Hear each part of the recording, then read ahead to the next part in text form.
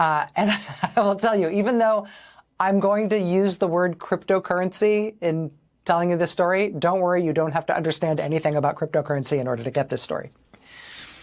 But here it is. A couple of years ago, the Justice Department accused an online cryptocurrency company that's called Binance of being basically a supermarket for crime. DOJ accused Binance of being a giant money laundering hub for terrorists and cyber criminals and customers in sanctioned countries like Iran and Russia.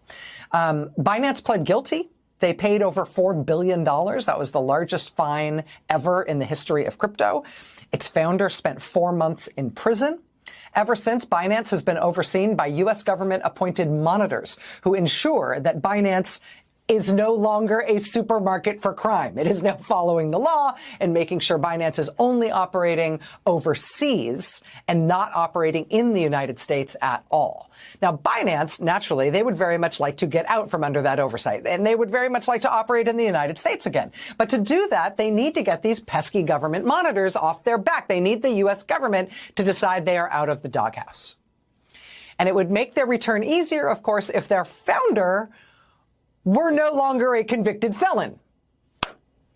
Well, when Donald Trump won the election last year, Binance sensed opportunity. This is also from the Wall Street Journal, quote, at an Abu Dhabi crypto conference last December, weeks before the inauguration, in the Wales-only back room accessible to attendees who had paid $10,000 for a VIP pass, Binance's founder mingled with Trump's son Eric, and Trump allies. Eric was there to promote World Liberty, a crypto venture the Trump family had founded months earlier. For World Liberty, Binance's market power could help turn it into a serious player in the crypto industry. Binance has more than 250 million users. The more World Liberty cryptocurrency in circulation, of course, quote, the more the Trump family could profit.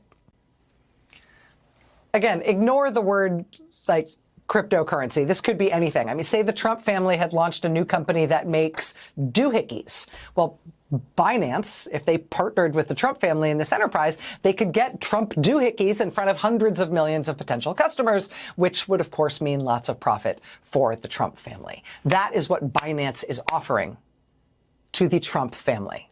What does Binance want? Well, their convicted felon founder, quote, has been pushing for a Trump administration pardon, has been pushing for the Trump administration to grant him a pardon. And the Wall Street Journal reports, quote, executives from Binance met with Treasury Department officials last month and discussed loosening U.S. government oversight on the company. Quote, Binance executives are optimistic the Trump administration will acquiesce.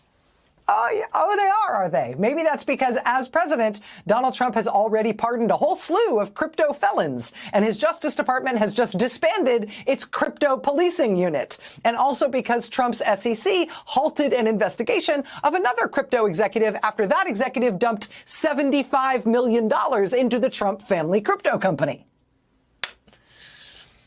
So if the Wall Street Journal's reporting on this bears out, this is not even like...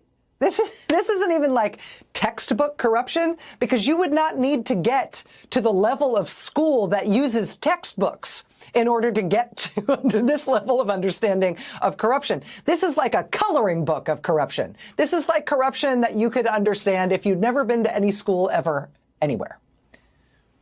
In any other time in American history, this scandal, 1/10 of this scandal, would be the end of a presidency. But this is just like day that ends in Y. This is our life now.